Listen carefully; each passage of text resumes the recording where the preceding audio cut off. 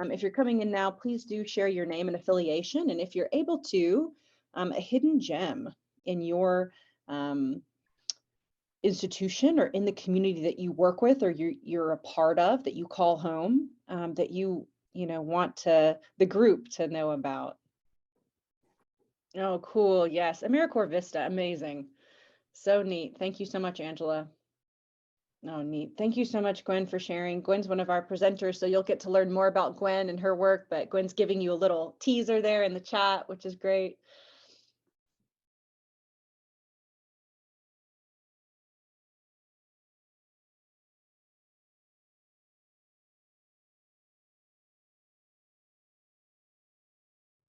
And this is a truly ABCD gem collection, y'all, from the very, very specific community gyms to the more institutionalized or institution situated gems. This is a wonderful kind of introduction to how we think about assets in these really diverse ways. All right, so I'm gonna pass the mic over in just a second. I want to once again welcome everybody. This is our final scheduled storytelling session. At the end, we're going to share a little bit about what our next steps are, but this is the last one we have scheduled until September. And so it's super exciting to end with this team from Case Western. They're going to introduce themselves. I'm just going to say we're welcoming Mark, JP, Julian, and Gwen to share on building capacity for authentic university community engagement. I'm going to cede the floor and thank y'all so much for being here and for sharing your wisdom in your program with us. Thank you, Ruthie, and welcome everyone. I am Mark Chupp, and I am on the faculty at Case Western Reserve University and a member of the ABCD Institute. And I am pleased to have with us today three partners and members of our work. And two of them are from the university, and the fourth person on our group is one of those hidden gems, and that's Gwendolyn Garth, and she is a member of our Neighborhood Advisory Council, an active partner with the Community Innovation Network, and just a wonderful gem that you'll hear from in a minute, and an artist. So we're talking today about building capacity for authentic university community engagement. And so we're going to begin by giving you a little overview of the university context, our center called the Community Innovation Network, and our local government and community relations office. And then we'll go into a specific program called Foundations of Community Building. And we'll go through and talk about that for a little bit. And then what are some of the challenges and some of the lessons we've learned, and then engage you in a conversation about that. So if we go to the next slide. Case Western Reserve University, which some of you may not have ever heard of, is in Cleveland, Ohio, in the city itself. It's a four-year private university, medium-sized, less than 15,000, I think, is our current number. Julian can give me the correct number, I'm sure. I guess you see the numbers there. So 5,800 undergrads and 6,300 graduate and professional schools. So we actually have more graduate students than undergraduates. Our peer institutions that you might have heard of are like Carnegie Mellon in Pittsburgh is one that we are associated with as well. And let's go to the next slide. So we're in the midst of what is called a second downtown in Cleveland, and it's called University Circle. And it's commonly referred to as a center of arts, meds, and eds. And so we're not the only educational institution there. Cleveland Clinic has an educational component, Cleveland Institute of Art, Cleveland Institute of Music, our degree granting programs here. And then in terms of the arts, we have many museums, the Cleveland Museum of Art, one of the best national museums in the country, the Cleveland Orchestra, the Cleveland Museum of Natural History, and then we have Botanical Garden, and so it's a thriving place. Often said that 10,000 jobs are being added. And several $1 billion of investment are happening over a 10-year period in this area. So it's thriving and growing.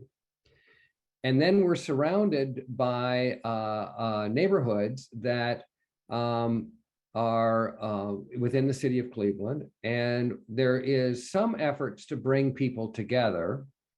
And you'll see here, this is called Wade Oval Wednesday, which happens in the summer. So Wade Oval is actually an oval drive, and in the center of it, it's surrounded by arts and cultural institutions.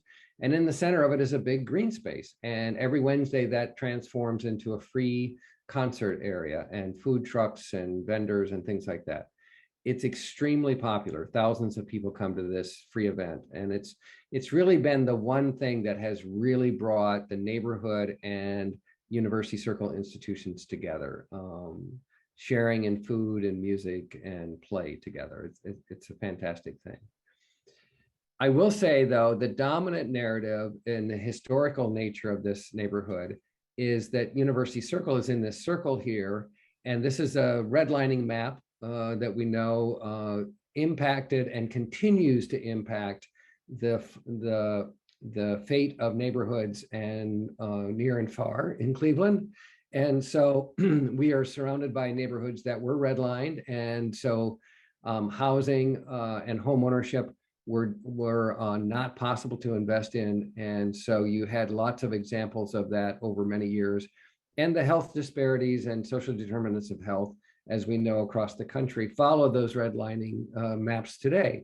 And so many of the indicators that you often hear about in terms of urban poverty and things are typical of those neighborhoods. The map on the right shows those neighborhoods.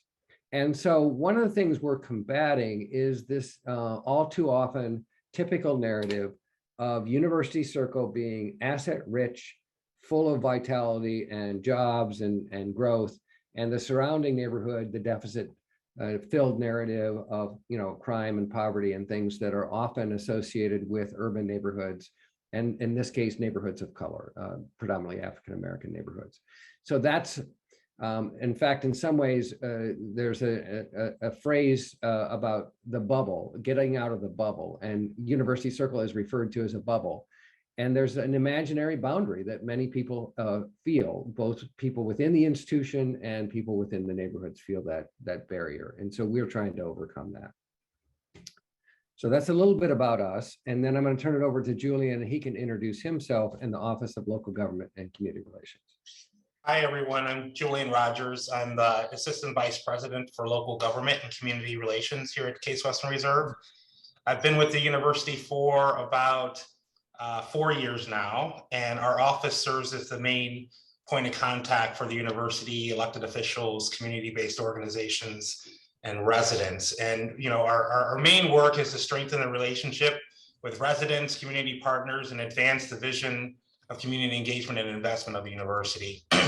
And we also work to deepen our presence in the neighborhood by a number of activities, connecting residents to resources that the university has. We've got a community card program where we allow access to local residents in the neighborhood, access to amenities around campus. But another part of our work is really connecting faculty and staff and students, for that matter, to opportunities within the neighborhoods, connecting them to residents and other community-based organizations.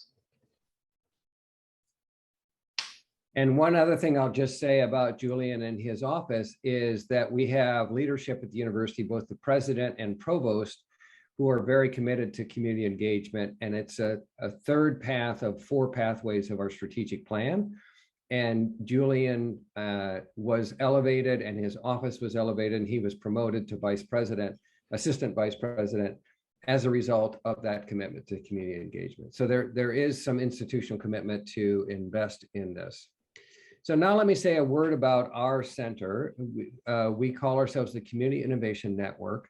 And really our vision is that all people live in communities of inclusion, healing, and equity. And we do that by building bridges. And some of the bridges we're going to be talking about today are between residents and neighborhoods and the institutions themselves. Our 4 core areas of work are community building, consulting, research, and training. And so our work today is going to be focusing primarily on the community building and training aspects of what we do.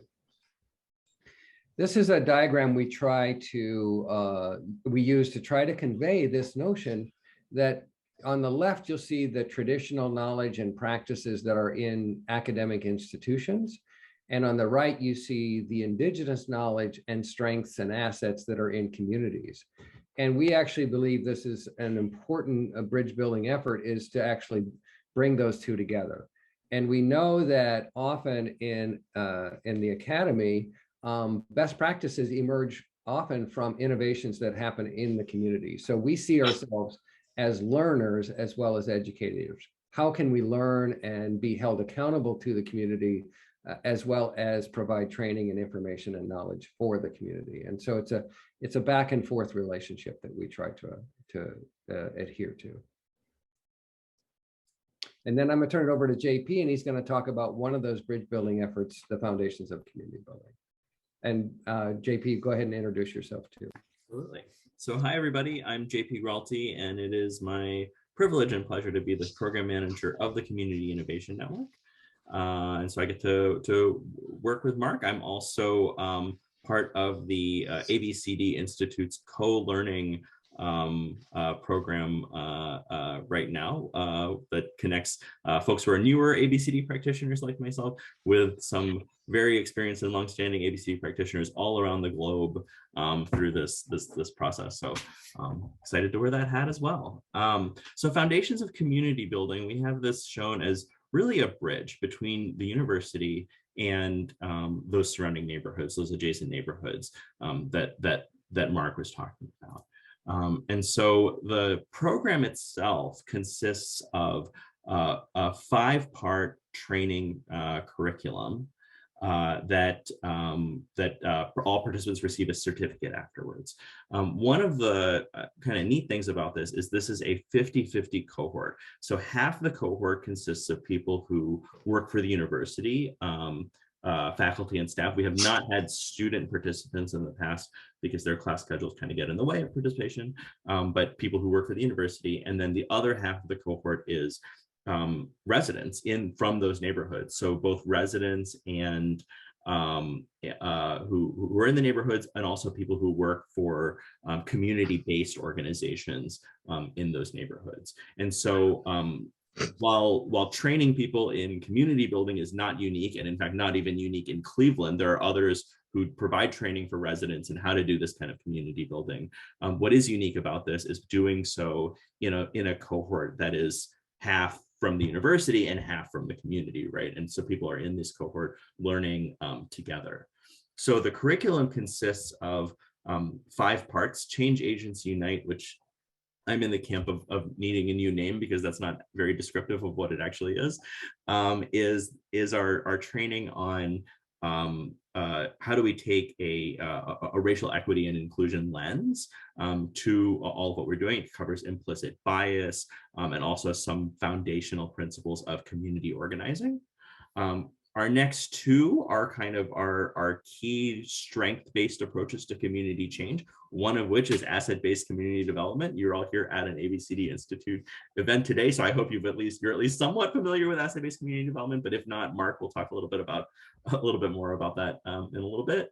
And then the other one being appreciative inquiry, which was actually developed at Case Western and is another kind of strength-based approach to community change. And then our next 2, our last 2 trainings are conflict skills fundamentals, and then time to talk, facilitating community conversations. So we think about both of those as, now that you have these kind of skills for enacting strength-based community change in your community, what happens when you run into conflict? How do you manage that conflict? How do you grow that conflict, right? And then how do you facilitate really strong and energizing community conversations? How do you do, we share a little bit about dialogue and whatnot.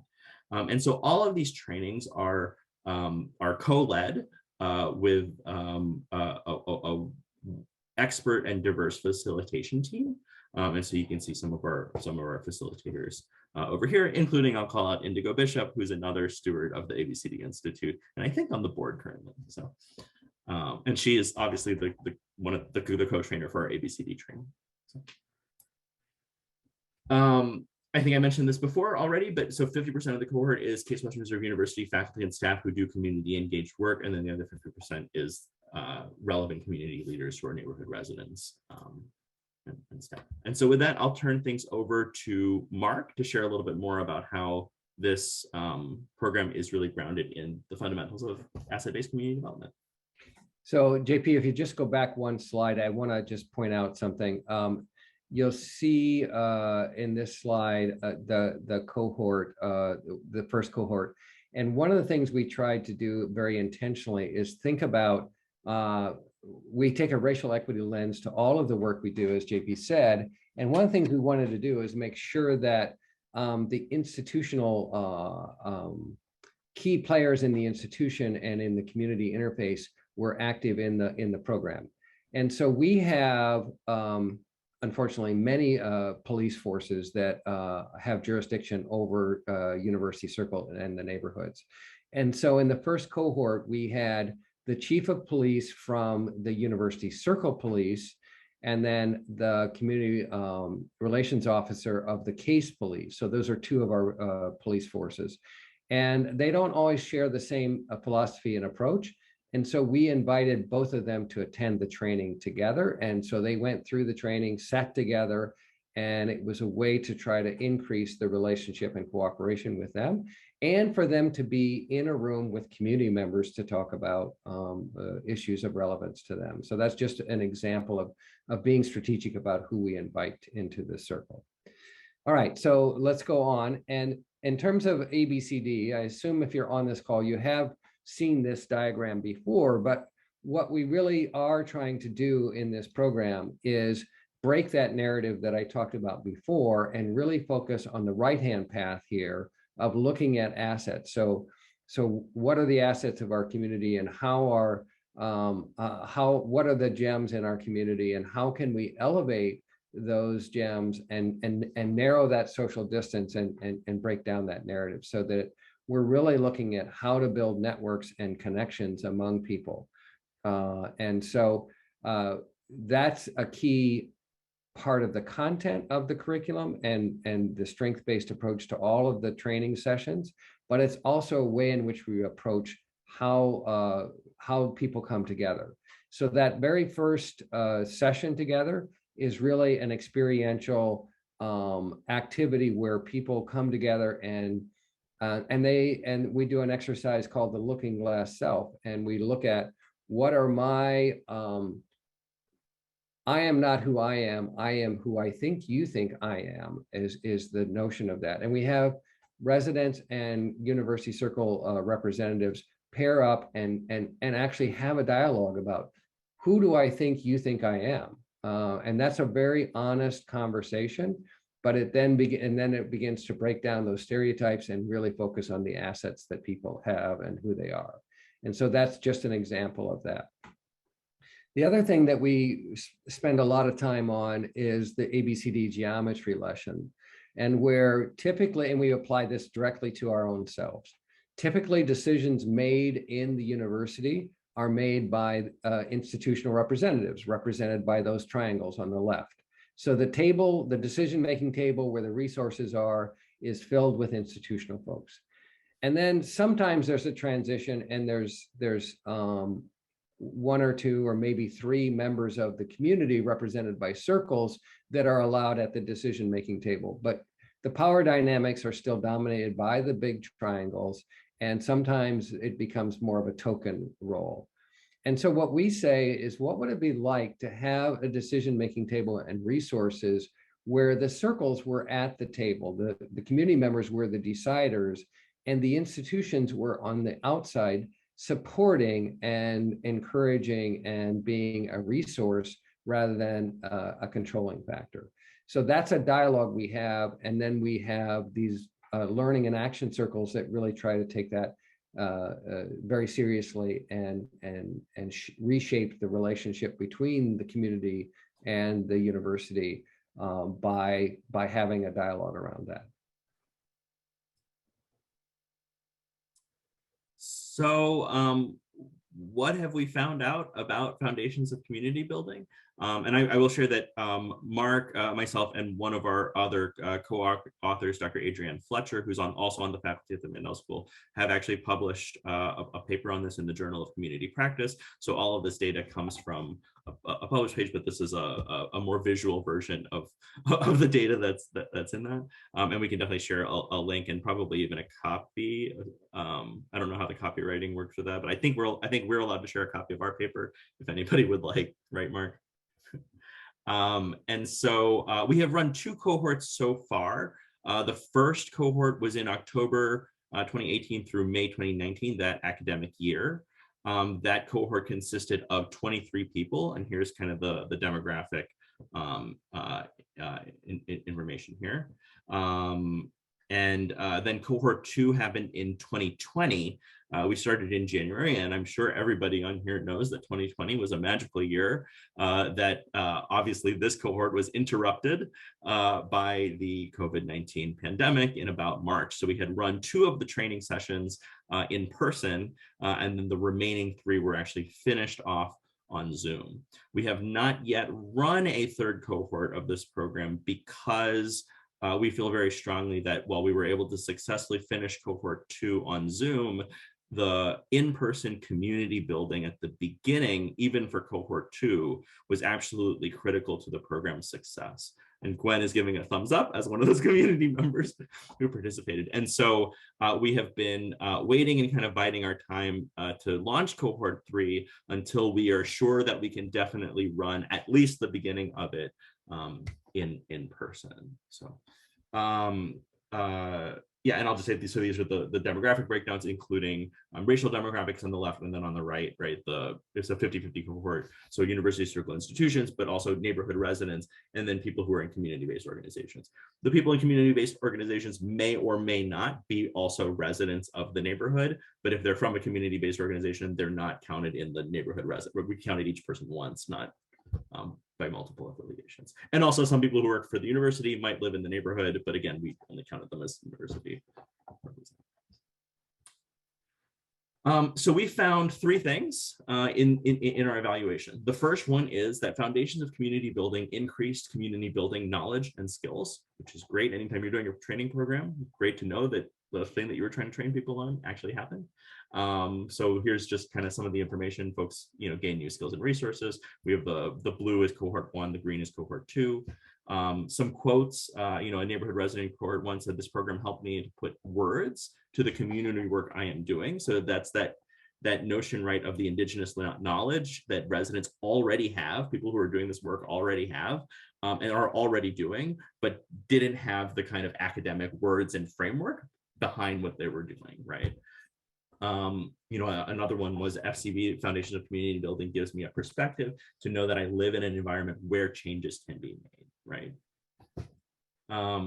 Outcome number 2 was that participants grew in trusting relationships through the program. So this is one where we think is actually really key, and we attribute this to having that mixed cohort of people from the university and the community learning together, right? And so folks said, the combination of new skills and new relationships is powerful. A resident said, "I discovered I was among a group of people from varied backgrounds and professions who shared my interest in making our respective communities a healthy, safe place to live," right? And so oftentimes before this program, residents and the university viewed each other with suspicion and with mistrust, right? From the residents' perspective, the university is this big institution that just does things without caring or consulting or listening, or says they're going to do something and promises something in a meeting and then goes and does something else, right? And the university is this big faceless institution. From the university standpoint, many times residents are seen as people who just complain when we're trying to build new buildings or expand this program, or complain that we're not doing enough, or are critical, right? And what happened through the course of this program is that people who work in the institution and people who are residents got together and saw each other as people and built trust as people, right? And in the end discovered that, oh yeah, this might be a big institution that has this big bureaucracy, but there are people in that institution who I know, who I can work with, and who I can build trust with, and over time right, trust. So there are residents who met Julian through this program who say, oh, now I know that it's not Case, I don't know necessarily that I fully trust Case Western Reserve University, but if Julian says, hey, this is what's what, and this is why, or this is this, I know that he's an honest dealer and I can trust him, right? I have this relationship with Julian. And then vice versa, right? We had folks from the university who would say, well, why would we ever want, to consult residents? They just complain, this is a problem. Versus, folks from the university who were able to meet Gwen Garth and say, oh my God, Gwen Garth is an amazing asset for the university, right? Of course we want Gwen Garth's input and we need her on our campus, right? And so it turned kind of nameless, faceless things in people, right, into actual human beings in that sense, right? And then the third outcome was that this strengthened folks' ability to collaboratively solve problems. And so at the end of the day, right, Mark kind of told you about the context. At the end of the day, we're trying to solve problems and work together, right? And so one person, noted from cohort 1, the real heart of the program is meeting and creating ongoing relationships with community leaders from many different perspectives that at first seem disparate, but over time converge in care for the community and each other. Many experiences can function to slightly expand your networking circle. This one has the potential to connect your circle to circles you probably didn't know existed, right? So that idea of expanding our networks, expanding who you know, right? And folks who literally every single day are proximate to each other, right? People who work in the university and people who live in neighborhoods literally share a relatively small geography most days of the week, right? And yet don't know each other and we live in a society where these social circles don't overlap. So this is a way to kind of break through that, right? And break through, that bubble that Mark was talking about. In cohort 2, somebody said, I absolutely love the action circles, began to look forward to them. They allowed us to see commonalities amongst all the participants. It is where the genuine relationships were established. Because of the sharing and conversation in those action circles, we found ways to network and expand our reach of service to build our communities and be the change agents that we desire to be. And so another outcome that happened from cohort 1 was the Welcoming Campus Working Group. And so that was actually one of the learning circles. And so with that, I am I was not part of the Welcoming Campus Working Group myself, so I'm going to turn things over to Gwen, who, as you can see in this photo, was part of the Welcoming Campus Working Group. And this was taken from one of the trainings. And so this was in one of the earliest iterations of the Welcoming Campus Working Group. And Gwen, you're on mute. What? You didn't make me no slides? This one. And the next one. Okay, so the thing. Say a little bit about who you are, Gwen, to get us kicked off. Oh, okay. Oh, wow. Who am I? That's a good question.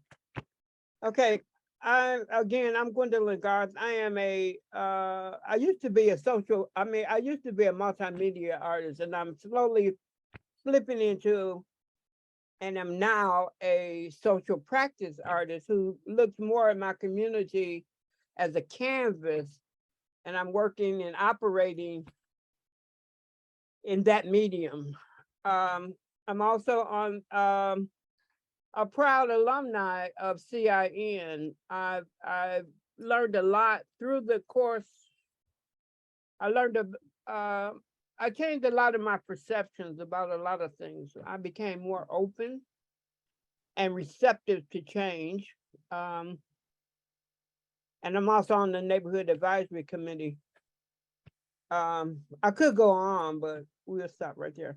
Oh, I also wanted to share that this brought a diverse group of people together that wouldn't ordinarily have met. Besides being the obvious, a Black woman, an artist, I came from 4 of those neighborhoods. I lived in 4 of those neighborhoods I grew up in 4 of those neighborhoods that surround Case Western Reserve. But besides being all of that, I am also an ex-felon, and I have 24 years in recovery. I say that because if you see me now, you would have never thought that. And if you knew me before, you never would have been bothered with me. So these are the things that this bring about, because those neighborhoods have a lot of people who are in those sectors of the community. My recent look at the Ohio Department of Correction numbers are that there are 5,000 inmates who return to Cuyahoga County. So we don't know where they sit, where they live, or whatever. But there are some out here who want to change and want to do something different. And CIN and this kind of work allows or opens doors for people to change. Give them access to be something they probably would have never thought, and I never would have thought I'd be operating inside Case Western Reserve like I do, because before then, as everyone mentioned, as Mark and JP mentioned, Case Western Reserve was this thing that just sits there, and it wasn't really a part of the community. Even the museums and so forth that surround them, I went to the museums because of school. Our school took us there. Only very few occasions that I go on my own to those museums and so forth, And I haven't been like since I was grown, really, because once you've been to the history museum, what else is there to see? You've been there at one time. So, I mean, what else is there to see? These are the kinds of thinking. And I came to the table with a lot of mistrust. I was like, so why y'all doing this now? So what's up with this? I was very suspicious. Because we have a lot of people coming to the neighborhoods and inviting us in and want information from people from residents. And then nothing ever happens. They take the information, they spend a few dollars, and the neighborhood's still the same 5 years later. What's different, But what I like about this is, and I think JP mentioned it too, that that I learned that the difference between the institution and the people who are working in the institution, that those were separate entities. I had to learn the difference. And I see that my colleagues and fellow co-workers here are really honestly trying to make a difference. I really, as my mom would say, they are really walking their talk. Okay, and that's very important for me. Not so much as what you say you're gonna do, but what are you doing? That's what I'm paying attention to. And so is that enough? I could go on. Well, share about the Welcoming Campus Working Group, Gwen, and I'm going to give you your next slide with the photos from the play date.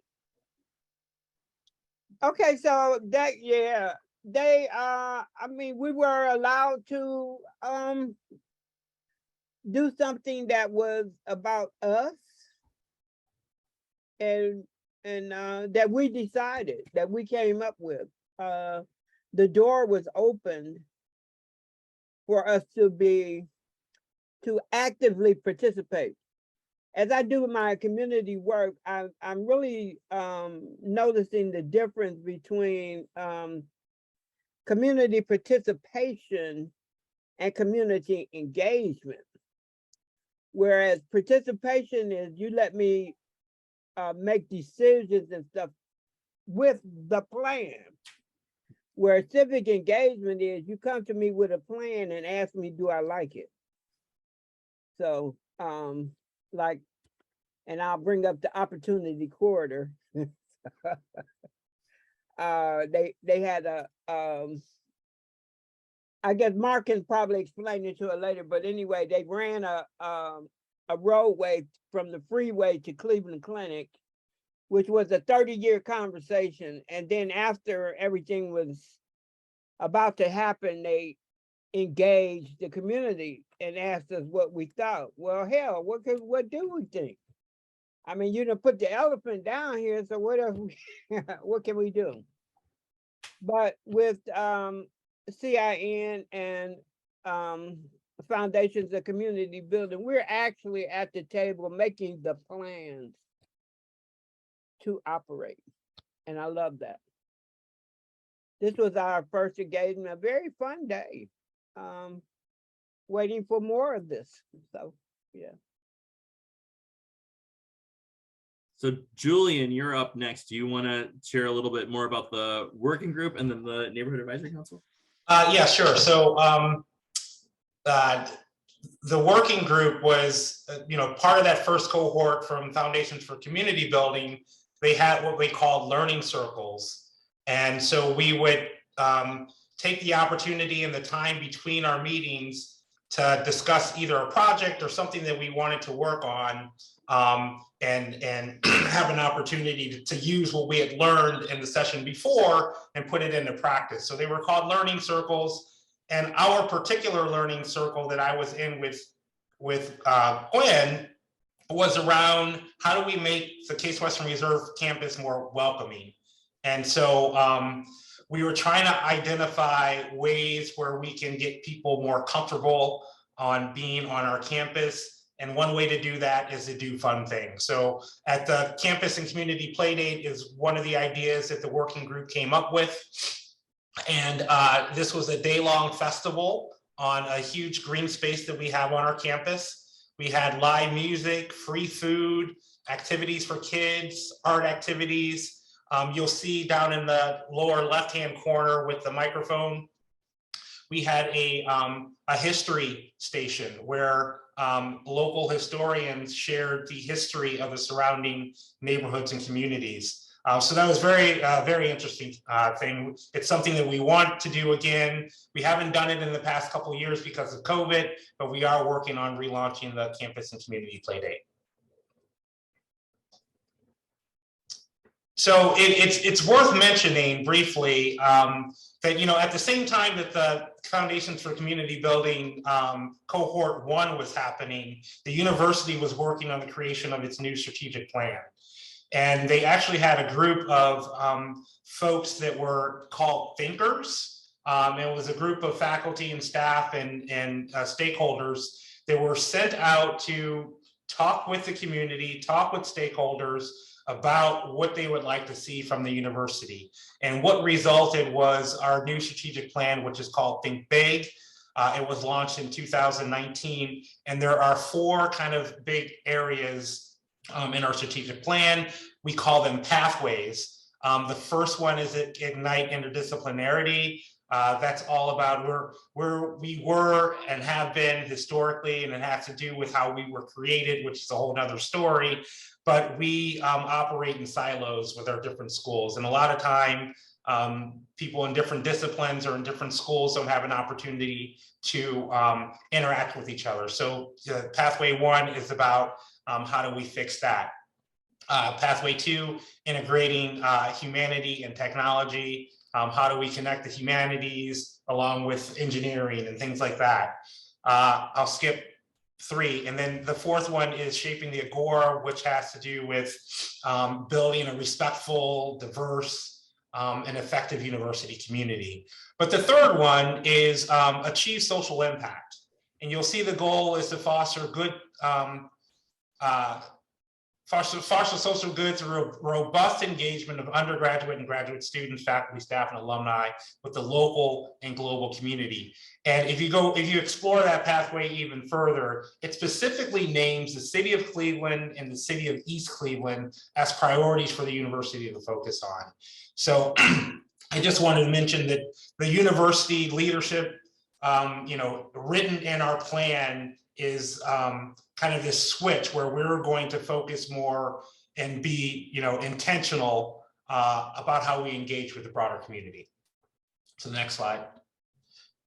So, one of the things that supports that work, and this came out of the Foundations of Community Building first cohort, the working group, Welcoming Campus Working Group, they were meeting kind of ad hoc, but they wanted something more formal and something that would last in perpetuity. And so they came and they wanted direct access to university leadership. So they went about the creation of the Neighborhood Advisory Council. They created the charter for the organization. It reports directly to our president, Taylor. We've identified funding for the group so that they can do their own activities.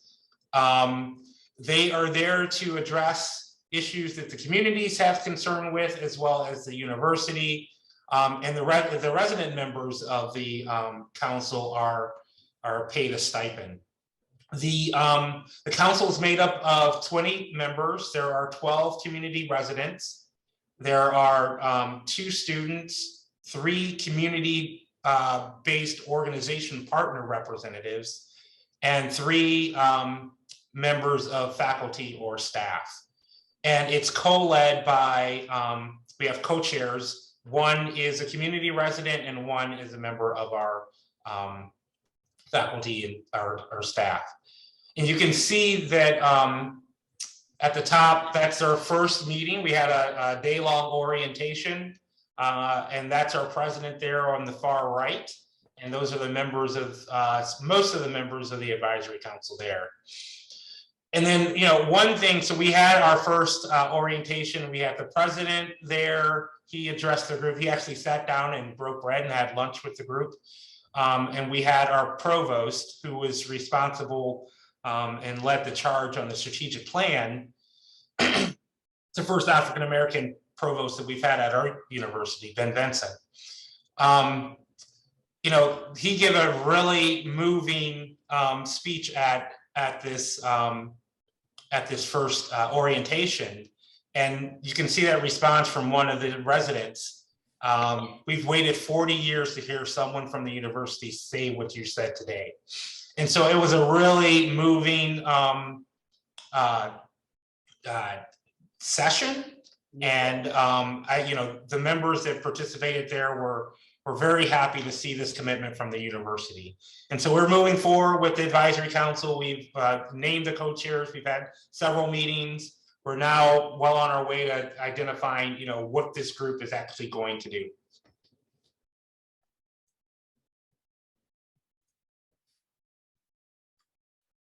Is this me, JP? Mark, this is you. All right, we're going to take a couple more minutes and go through some of these. So when we think about authentic university community relationships, how do we really build the equitable, trusting relationships that are required? One of the things, and Gwen mentioned this, that institutions are not monolithic, but they're comprised of humans and human relationships. And so not seeing the institution as a sole entity, but seeing it as a set of relationships. So focusing on that. And that lasting change really comes from cultivating those relationships that are sustained over time. And the other thing that we thought was really key to this was everyone was receiving the same training and building the capacity so that there isn't a group of people that are informed and knowledgeable about certain ways of being and acting together. Everyone has the same toolbox. And then working to shift that dominant narrative any chance we can get is part of that. And so next slide. So if some of you know this is part of our training, the spectrum of public participation. And what we're really trying to do is move the university to, from the left-hand side of this, of informing and consulting, which Gwen talked about with the city and the opportunity corridor that was built, to more about involving and collaborating and even empowering. And we also think it's important to be explicit about, okay, if you're not doing collaboration, empowering, tell us what you are doing and be explicit about what role you want the community to play in this decision-making process. And so, so the empowering example that Julian gave is that the Neighborhood Advisory Council has its own funds and can actually give out grants. And it's not a large amount of money, but it is a way in which they are actually the deciders. And Mark, can I jump in there, please? for a Absolutely. second? What Mark said, the last statement there is so very, very important. Do not take the public for granted. And we have to stop talking down to people and accept people where they are, and stop trying to trick us using words that are trendy but meaningless. You know, I really like that to bring us in, bringing us into the door wholeheartedly, for real. Yeah. You know, yeah. Well, and the beauty of having Gwen in a relationship with us is because, as you can tell, she is a truth teller, and she will sniff out any of the BS and name it and say, this isn't working and you need to come clean. Tell me what's really going on here. So next slide. So just a few values, and then we'll open it up to the next part of our agenda. The values that we talk about in the article that we've learned from this is, as I've said before, building genuine and respectful relationships with residents at the center, and this notion of reciprocity, the recognition, respect, the value of the knowledge and perspectives that people like Gwen and others bring to this, and seeing diversity as a strength and as something to draw upon. And so it's not about forcing unity, it's about saying, okay, you see things differently. We need to hear that. And so we were talking about how to make the campus more welcoming and inclusive in that working group. And Gwen challenged us. Julian had a picture of the master plan and how to create more pathways into the neighborhoods and things.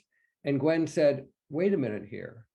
You need to think about what it's like for us to come from the neighborhood into the university.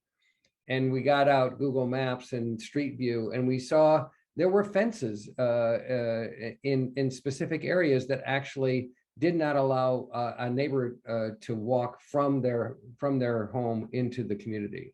And she said, you need to think about it from our perspective and not just what you're doing to make it easier for you to access us. So that diversity of a perspective was critical. So then we have this notion of a process for authentic in community engagement I call ALIVE, where you authentically engage and get proximate, as Brian Stevens talks about, and then listen to learn, not to convince or to persuade, and invest time and resources in the process. This is not a one and done kind of thing. It's an 8-month certificate program, and it takes time to build those relationships, and then they're ongoing after that. Value people and their power to make decisions and to be a resource, and then just exercising humility and honoring the agreements you make. And so that I think part of that trickery comes in, Gwen, is sometimes people will say from the institutions will say what they want the community to hear, and then there's no follow through, and it actually doesn't happen. So these are just some of the principles that we operate on, and we can talk about this in the next part of our agenda. I'm just aware of the time. I think I'm going to do these two, right, JP? Yep. Yeah. So some recommendations that we would have is to consider how you can more fully incorporate, if you're from an institution, authentic community engagement approach to your practice and work with communities, taking the anti-racism approach and challenge the white dominant assumptions and how they define problems, limit voice, and predetermined intervention paths. There's often too many assumptions made. And this whole notion about sharing power and that spectrum of public participation and promoting ways to move the community up on the continuum. And then taking a longer term view and considering ways to connect what's been done before with what will continue after. And so we would like to get to the place where the example of the opportunity corridor doesn't happen again. And so those big decisions that are made by city and county planners, how can we be a force in those? And so so that's a little bit about us. I'm going to turn it back to Ruthie at this point. Thanks, Mark. So I wanted to quickly ask our presenters if they want to address the couple of questions that popped up in the chat, or if y'all would like to save those for small group discussion. I repasted them. I'll answer the first one real quick. So international membership, if you are someone international who's in the university or in the community, yes, but this is a very intentionally a place-based model. So not only would we not accept people who are not in the US, we don't accept people from the west side of Cleveland because the program is place-based, right? Or in University Circle and the surrounding neighborhoods, right? For this program. However, I should, I guess, also say, put my other hat on and say that, however, the Community Innovation Network, we would love to spread this model and have actually proposed this model to other anchor institutions in other areas. And so we can and have proposed, although not yet successfully funded, partially because of COVID, opportunities to kind of bring this model to other communities to do in their local context, right? But the program itself only works in a local context. And then the question about conflict, we take an approach called beyond conflict management. And that is the notion that it's really a relationship-based approach to looking at conflict and not just trying to manage differences or resolve specific issues, but how do you actually take a more restorative approach and connect people at a personal level and understand where people are coming from and their different perspectives. So it's a lot about perspective taking and increasing communication skills around that. And Erica Jefferson is our faculty member for that. She's not affiliated with the university, but comes in to do that training.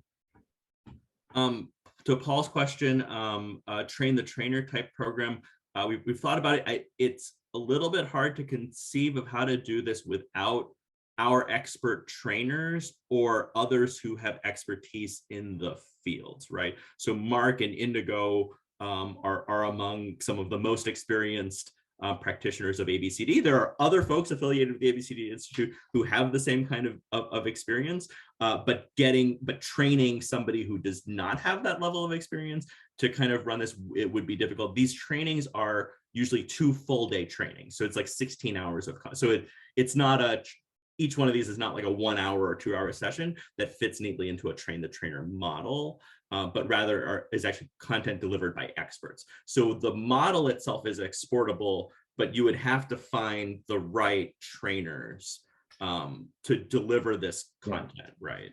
And let me add to that, JP, because Case Western Reserve is a predominantly white university. And I'm a white male, and when we started doing trainings, we were too white in terms of the people up front, and so we made a commitment to have people of color as co-trainers or lead trainers as much as possible. What that meant was developing that training pool, and so Indigo Bishop, I nominated as Kim. What was the name of the program that Indigo joined in as a mentor? The ABCD Institute Fellows Program in 2017. So Indigo had been a student of mine and was a graduate and was doing community development work, and nominated her to become a fellow. And then she really became an expert in ABCD through that. And she assisted me in the training initially, and then now leads the training. And so that was a trainer development process. And then in terms of appreciative inquiry, I'm a expert in appreciative inquiry and that process, which developed at Case Western. But we said we need a person of color. We searched the Appreciative Inquiry Network, and we found an amazing person from Wisconsin. And we worked with her, and she has rates that we couldn't afford. And she said, this is important enough to me, I will do it at a reduced rate. And so, so she is our trainer for that. But we fly her in and yeah, for that training. Yeah. And yeah. that one's And a so 3-day it takes a training. commitment to make sure that you get the right people doing the training.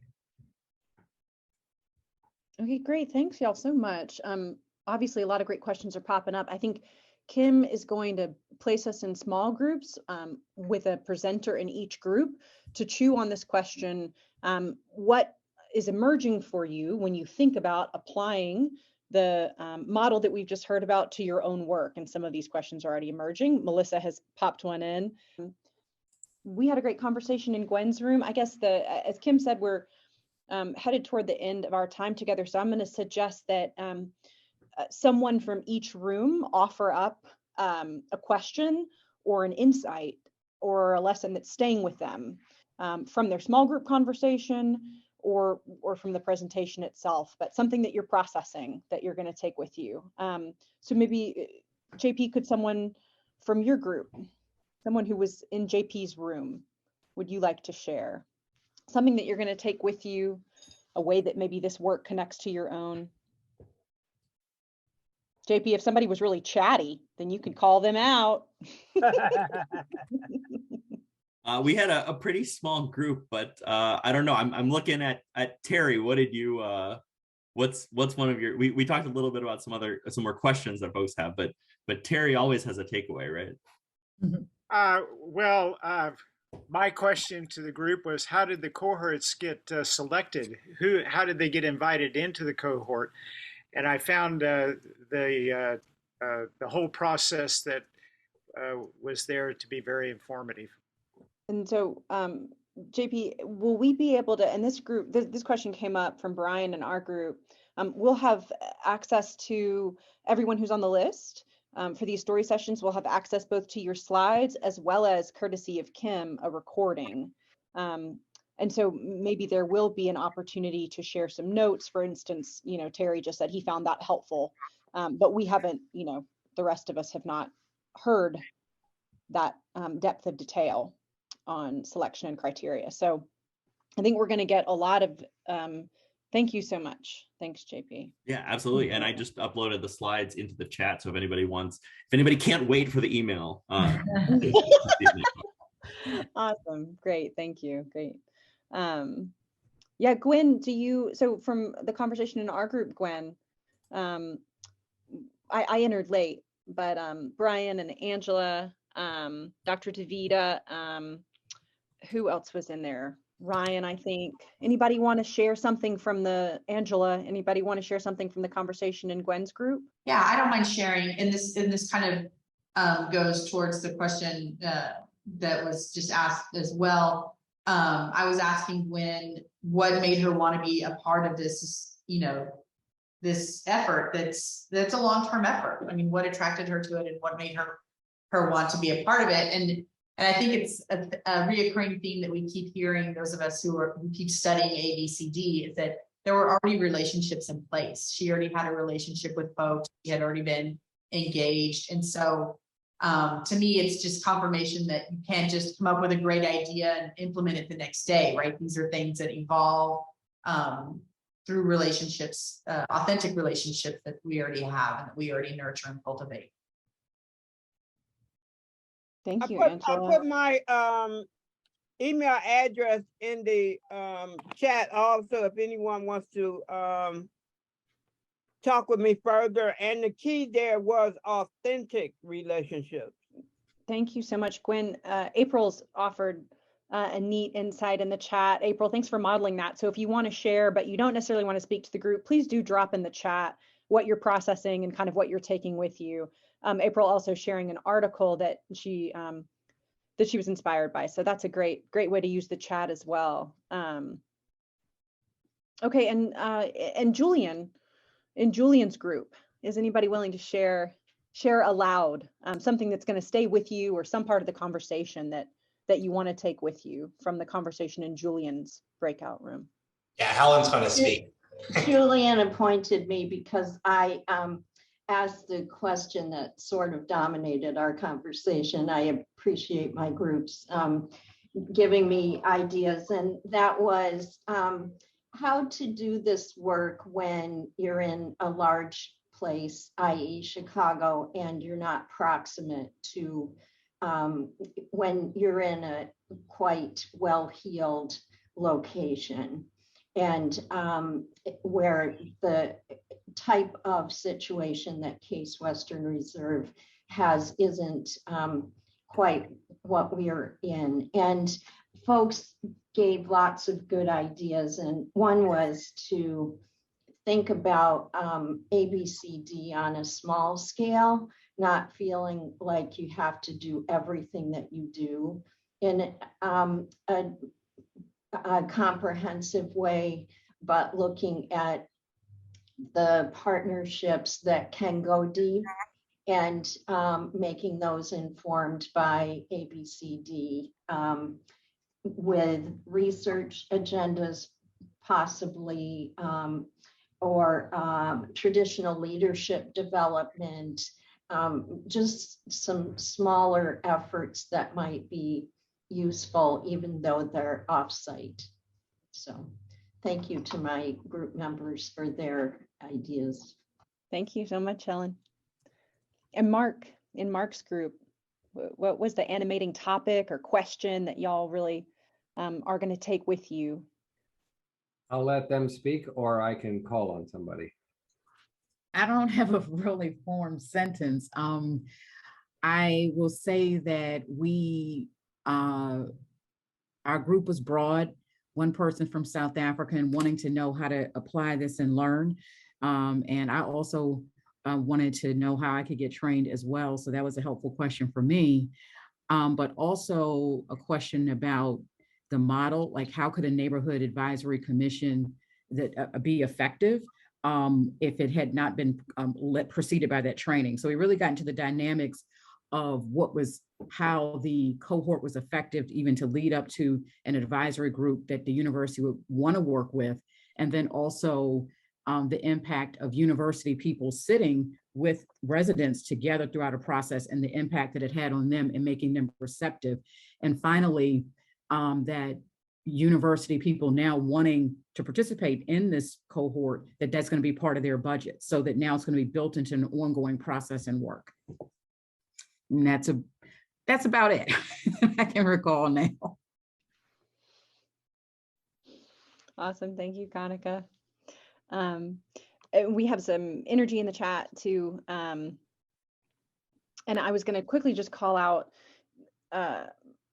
Mark's mentioning a training session that was useful during the unconference. And then maybe Terry, you could share how we might access resources from the unconference.